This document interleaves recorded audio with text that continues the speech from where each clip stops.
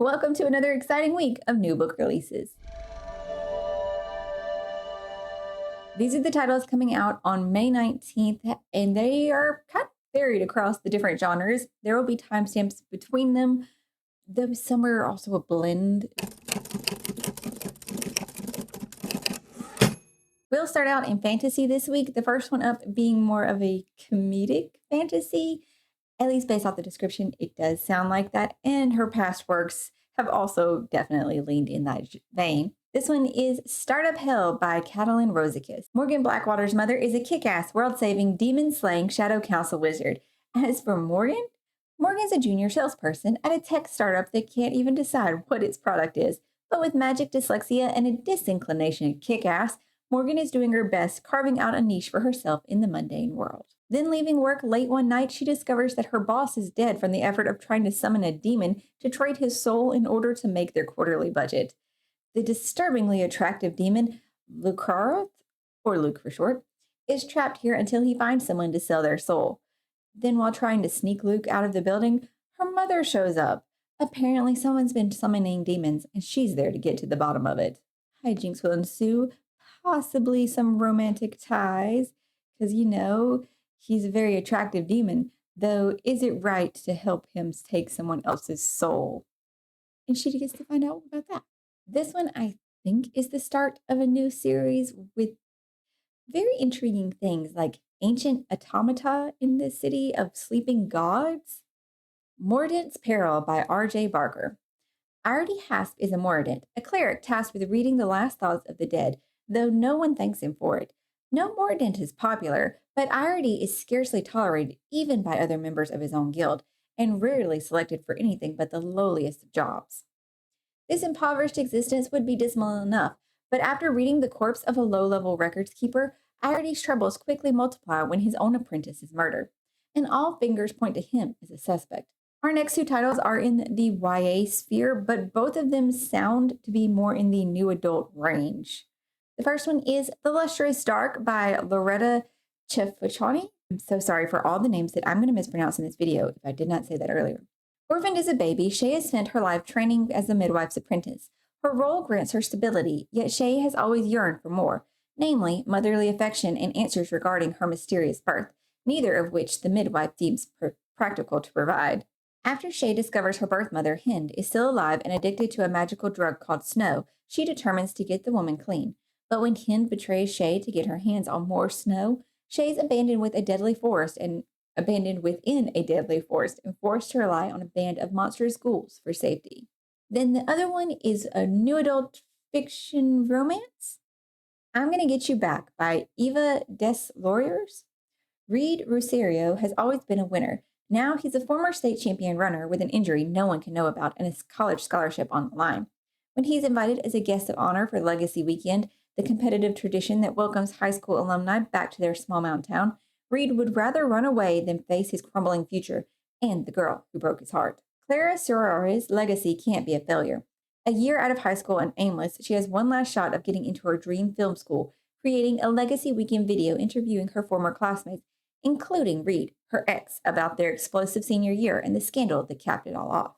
Second chance vibes galore here. Into the actual romances of the week, the first one being the highly anticipated start of a new series, Fever Dream by Elsie Silver. Professional bull rider Emmett Bush is not looking for love. He's looking for a paycheck to save his family's farm from bankruptcy. So when he agrees to be the leading man on a hot new reality dating show, Romance Ranch, he's already decided it's all one big performance. Until Julia Sylvia walks onto his property. Smart, snarky, beautiful, and off limits in more ways than one. As a location consultant on set and the little sister of his most bitter professional rival, she's the last woman who should pique his interest. But of course, sparks will fly, heads will clash, and yet he still has to go on with the show of finding love on camera with other contestants. Then maybe one of the summer romance vibes? The Shippers by Catherine Center. After a whole lifetime of being bad at love, JoJo Burton decides it's time to solve her intimacy issues once and for all at her sister's destination wedding on a cruise ship. With the help of a little pop psychology, she diagnoses herself with a fixation on the neighborhood guy who was her first crush, and first kiss, and who just so happens to be a newly divorced wedding guest. So she decides to woo him during the cruise for some long delayed closure. Only problem is, her sister's a little busy being a bride at the moment. So JoJo ropes in her childhood bestie, Cooper Watts, to be her wingman. Cooper, who RSVP'd no, but then showed up anyway. Cooper, who left town without a word 4 years ago and moved to London. Cooper, who was, if she's honest, the worst heartbreak of JoJo's life. The childhood friends aspect going on and shenanigans of wingmanning. I don't even know how all that's going to play out, and on a boat. Then a romance that's also got a time travel element to it, but is it sci-fi or is it magical realism? What's happening here? This did release in Australia, I want to say in October, but it's having the US release now. It could also be out in the UK already. That's Within the Space of a Second by Elsie Hillewell. Every morning, Mariella Adams wakes with a strange electrical buzzing beneath her skin. Terrified she has inherited her late mother's mental illness, she tells no one.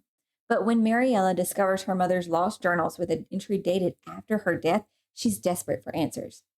The mystery only deepens when Mariella is approached by two strangers, Rose and Parker, who claim to be time travelers from the future. They say that interfering with the past and Mariella is forbidden, but they need help to restore Parker's ability to time travel before they're caught in Mariella's timeline. Which is going to be the higher elements here? The time traveliness, the mystery about her mom, or the romance? Then we transition into fiction, with the first two being in the more speculative range.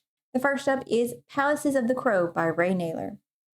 I'm sorry, I'm going to mispronounce probably all the characters' names here. Nerea, a young Jewish girl who dreams of becoming a biologist, has befriended a local flock of crows in her shtetl. Shezla is an underage Polish soldier who deserts the Red Army and runs into the freezing Lithuanian woods. Kazia is a Roma horse trader whose family is on the run from Soviet collectivism.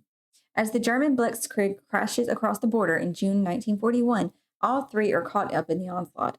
Along with Inokinti, an abandoned boy who cannot speak, they are driven into the primeval forest, where they survive by forming an unbreakable bond with one another and with Nerea's intelligent crows, who for years have been bringing her intricate gifts, suggesting they are no ordinary corvids. So historical fiction elements, but also with something else happening here that pushes it into the speculative range, something I think about the crows. Then we have Canon by Paige Lewis. Yara can't comprehend why God has chosen them to slay Dominic, the ruthless leader of the army of bad guys. Cast out by their family and reeling from a destructive relationship, Yara has never felt weaker, but with nothing left to lose, they strike a deal. Meanwhile, Adrena is a disillusioned prophet with a terrifying secret power and is determined to become the hero of this story. Desperately seeking the glory of God's approval and the promise of heaven, where she hopes to reunite with her beloved mother, Adrena must first persuade Harpo, the leader of the good guys, that her plan is God's will. And I am so confused as to where this is taking place, what is exactly going on here. That's why I put it more in the speculative range, the straight fiction. Then more of a dark comedy of sorts, Safari Murder Party by Rachel Moore. Fletcher Spence is dying for promotion, and her colleagues are more than happy to oblige. After 3 years of working 70-hour weeks as assistant to the most terrifying CEO in the magazine world, Fletcher finally finagled a spot on the Cartwright Media's annual corporate retreat, a famously luxurious week on the Cartwright's private island where promotions are handed out like party favors. And her plan to snag her dream job as a travel magazine photographer was going great, until her boss's dramatic death reveals that his last will and testament, whoever survives the week will inherit the company. So all the employees are trading in coffee mugs for machetes and setting out to be the last survivor by picking each other off. The next two are more of the literary fiction variety, looking at family dynamics from different perspectives. The Burning Side by Sarah Demarov. When Leo and April's house burns in the middle of the night, they escape with their two young children and the quiet knowledge that the fire is not the only thing threatening their family. They retreat to April's childhood home in Dallas, where her spirited parents and siblings provide both comfort and complication. As the family reckons with the aftermath, grief, guilt, logistics, and memories scorched and intact, the fire exposes the cracks already forming in April and Leo's marriage. And this is told in multiple perspectives from as what different members of the family are going through and struggling with. This next one is more of a coming of age story told in a lyrical style. Hungered by Amanda Riscala. Sophia's mother promises that soon she'll have her own bedroom to decorate. Soon, too, she'll be able to see her friends, go back to school, and eat the colorful, tempting cakes in the grocery store's display case. For now, though, 12-year-old Sophia lives with her mother and younger brother in the car. For now, Sophia's days are a blur of freeways and strip malls as her mother searches for a safe place to park for the night. For now, Sophia tries to carve out a space and identity for herself while grappling with her family's disintegration. While a coming of age story, as it is told from young Sophia's perspective, it will be looking at a lot of different family dynamics and hard situations that she is going through and seeing her mother go through. Our final fiction is more of a literary suspense. Artifacts by Natalie Lamel. Successful trust and estates attorney Lena Connolly is asked by a colleague to assist on a case. The Italian government claims an artifact was looted and sold to a museum illegally and is seeking reparation. The object in question is a cup made of Doric glass, which would have been rare even in ancient Rome, let alone thousands of years later. Lena has done everything she can to put the study abroad summer she spent on an archaeological dig in the Italian Alps behind her. Her dreams of being an archaeologist shattered when her mentor, Kyrell, disappeared and her enigmatic boyfriend, Guillermo, went dark. But with this new case, the past comes roaring back. This is told in split timeline. One of the reviews did mention that possibly looking more into what happened that the relationship felt like it was too heavily done with the book, but make your own assumptions. For Thriller this week, The One Day You Were My Husband by Rosie Walsh. Carrie and Johan marry on the beach in Thailand only months into their whirlwind romance. Carrie, a British surgical intern, is too happy to care that she's being impulsive. But as wedding festivities stretch into the night, a group of armed men suddenly swarm the beach, taking Johan away. She never sees him again. 12 years later, Carrie is living in the English countryside with her husband, Robin, and their 6-year-old twins, running a holiday cottage rental business on the side. One night, she stumbles across an online post in which she discovers that Johan escaped from Thailand years ago and has been living in Stockholm ever since. I am so unsure about this one based off how the description continues. It does seem to be split timeline, taking place then and even further back in Carrie's past, maybe. I am very confused about this. A horror sci-fi? Okay, medical horror sci-fi elements, things. The Dorians by Nick Cutter. On a remote island in the Canadian wilderness, 5 elderly volunteers from different walks of life are given a tantalizing offer: stall their biological clocks or even reverse them, restoring their lost youth. The chance to put death on pause forever, perhaps. The remarkable secret lies in the high-tech harnessing of an ancient and extraordinary biological agent, one with no conscience, yet with a single-minded purpose that has helped it persist for eons: the will to survive. The dark heart of the unbridled human ambition finds its apex in an unholy experiment that now tests the limits of both the creator and subject, eclipsing all bounds of morality and sanity. Curious. I don't know how many perspectives you see through. Is it just from the elderly volunteers, or is it also the caretakers at the facility? In memoir this week, we have This Is Me, A Reckoning by Hayden Panettiere. Her career in entertainment began before she was old enough to walk. From early commercials to film and television roles in hits like Remember the Titans, her career unfolded in the public eye, resulting in tremendous success in her early teens. She became a fixture in the early 2000s pop culture, earning acclaim for performances in Heroes and Nashville, which earned her 2 Golden Globe nominations, and beyond, while quietly carrying the weight of expectations that came with being Hollywood's it girl. And in this, she also talks about traumatic relationships, pressures with family in the industry, postpartum depression, substance abuse, and getting clean from that. In her own words, everything that's been going on versus what the tabloids have been painting it as. Now into our honorable mentions section. First up is The Ballad of Falling Dragons by Sarah A. Parker, the second in the Moonfall series. Following the explosive revelations, Reeve embarks on a journey to find herself, and one that includes embracing her forgotten identity as the presumed deceased royal and as a long-lost love of somebody's warrior king. I left out the names at least to leave it vague enough for people who have not read the first book. Then we have the conclusion of the Idlewood duology, which is a YA fantasy, I believe. The Neon Sky by Alyssa Valeri. As the supernatural forces are driving them apart, Penny, Corey, and Alonzo must decide what they're willing to sacrifice before more blood is spilled, even if it means losing each other. I know something involves witches with this one. Then we have the second book in the Catalina series, which is police procedural, Ironwood by Michael Connolly. Detective Sergeant Stillwell knows that his posting on Catalina Island is no paradise, but to most residents, it seems blissfully separated by the 22 miles of ocean from the troubles of Los Angeles County. But now a threat is coming to his safe haven.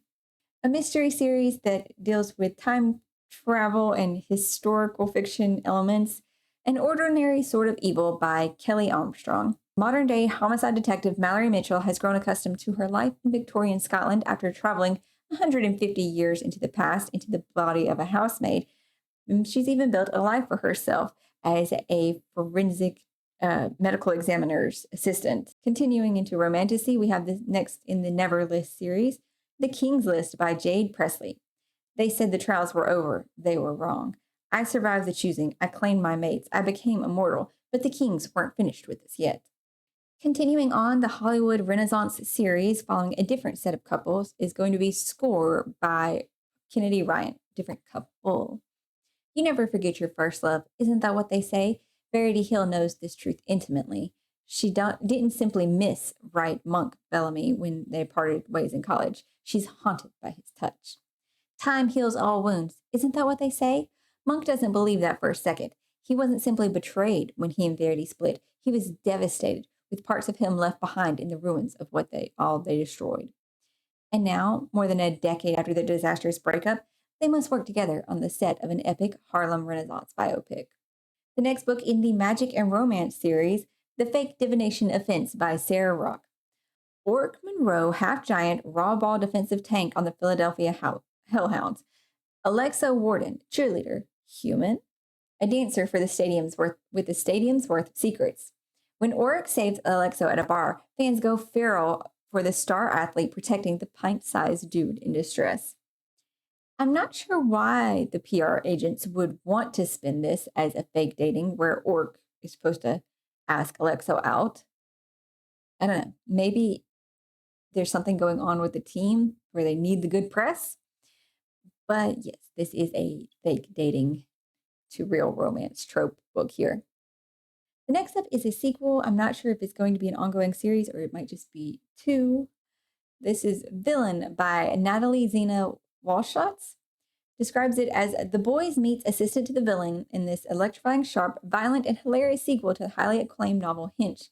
Filled with a queer and neurodiverse cast, Villain asks the question, what happens when a diabolically brilliant Hinch person looks back at their already storied career and thinks, I can be so much worse?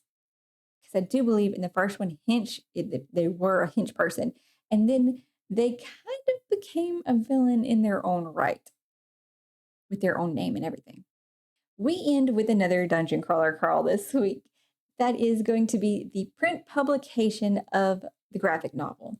Welcome, Crawler. Welcome to the dungeon. Survival is optional. Keeping the viewers entertained is not. There's a ton of heart and effort was poured in creating a series with a script and style that would both appeal to webtoon readers and also lovers of DCC, all while consulting with author Matt Dinneman the entire way about character designs, story, everything. They couldn't resist taking the apocalyptic awesomeness of the Dungeon Crawler Carl webtoon and adapting it into the first ever graphic novel series. And this volume is collecting webtoon episodes 1 through 14 by illustrator Laurel Porist Studios. And also it has listed Teva as, it just says other next to them though, so I don't know what their involvement is. Or maybe they're the artist that works for those studios, but then it lists the other person as the illustrator. I don't know. I just know that the graphics for this is phenomenal. I love Donut. I love the way she's drawn here. That's all for my list this week. But as always, if you know of any other ones coming out, feel free to drop them in the comments down below. Maybe you were able to find one from this list that you want to go pick up or add to our TBR list somewhere. And I hope you are finding something great to read today, and I will see you in the next one.